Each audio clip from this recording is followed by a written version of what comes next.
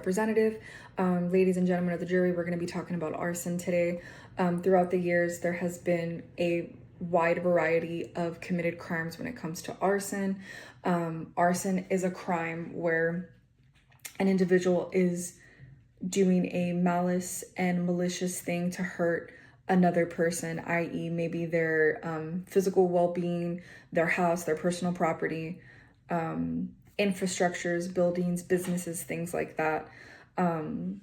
Committing a crime of arson has been happening for generations. Under the British law in the early 19th century, setting fire to domestic and commercial premises and any sack of corn, grain, pulse, straw, hay, or wood would be punishable by death. So even back in the 19th centuries, people were punishing people for committing arson, whether it was in a commercial premises, domestic, anything like that. That would be punishable by death back then. Here in the modern times, when a person commits arson, committing arson being, again, destroying someone's home, destroying someone else with malintent, they would get either first, second, or third degree felony, depending on the state and depending on how severe this is.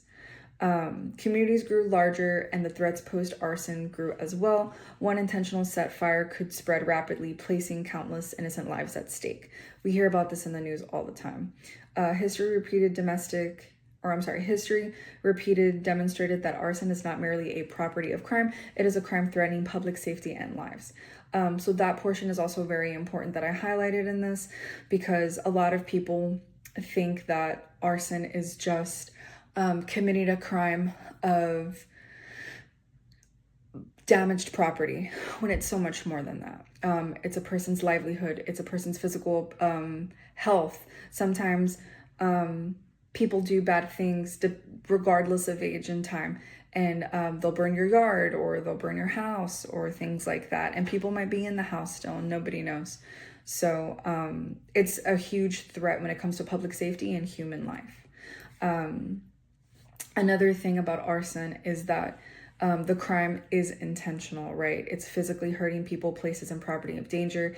It threatens families, businesses, and also first responders. Even though that this is their job, it is still very dangerous for these people to go out and do that over the consequence of other people.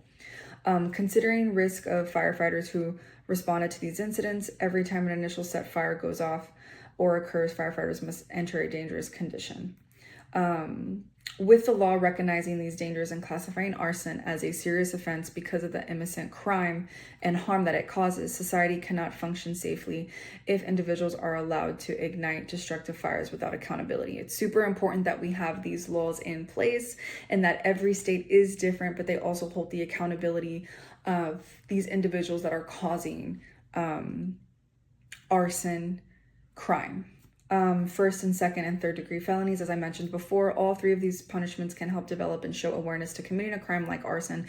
Not a lot of people know the punishment of a crime that they do. Sometimes they just do it depending on the person and the situation. But it's important to know the punishments, which is first, second, and third degree. Every felony is different. Every state is different. But the first and second degree the first degree is minor, but the second degree is punishable to, jail or prison and things like that, because it's severe depending on how bad this was or how bad the situation was. Let's see, public safety and community to help provide a better future. Therefore, understanding what the punishment is and what arson is and how this is affecting society and the community is important. Punishment is not only to hold individuals accountable, but also help the individuals in their own way. Everybody learns differently. This can help reduce their sentence. This can help provide restitution, community service, and programs and treatment for the individual.